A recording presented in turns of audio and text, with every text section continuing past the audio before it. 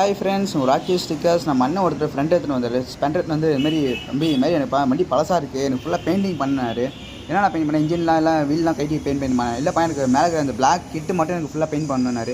அது நான் பெயிண்ட் பண்ணேன். ஒரு 2 வாரம் 3 வாரம் ஆகணும். அதுக்கு நான் என்ன சொன்னேன்னா, நீங்கள் ராப்பிங் பண்ணிங்க, நான் பிளாக் ஃபுல்லாக நீங்கள் பெயிண்டிங் போலியே மெட்டீரியல் இருக்கும், நான் ஃபுல்லாக உங்களுக்கு ஒரிஜினாலிட்டிலே பண்ணி கொடுத்துறேன்.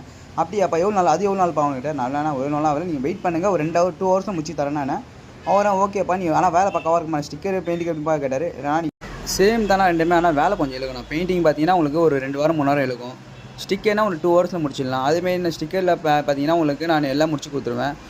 எங்கே துணி முடிச்சு ஸ்ப்ரே பெயிண்ட் அடிச்சிடுவேன். அப்புறம் ஒரிஜினல் ஸ்டிக்கர் ஒட்டி கொடுத்துருவேன். நம்பர் பிளேட் ஃப்ரெஷ்ஷாக ஐஎன்டியே போட்டு கொடுத்துருவேன். அதுக்கப்புறம் உங்களுக்கு ஒரிஜினல் ஸ்டிக்கர் ஒட்டி எல்லாமே ஃப்ரெஷ்ஷாக போட்டு கொடுத்துருவோம். அது மொத்தமாக பார்த்தீங்கன்னா உங்களுக்கு ஒரு 5000 ஆச்சு.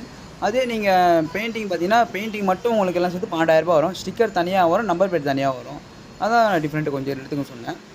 சரி ஓகேவா, பண்ணுப்பா. அதேமாதிரி இந்த மாதிரி உங்கள் வந்து பழைய வண்டி எதனா இருந்தால் என்கிட்ட எடுத்துகிட்டு வாங்க.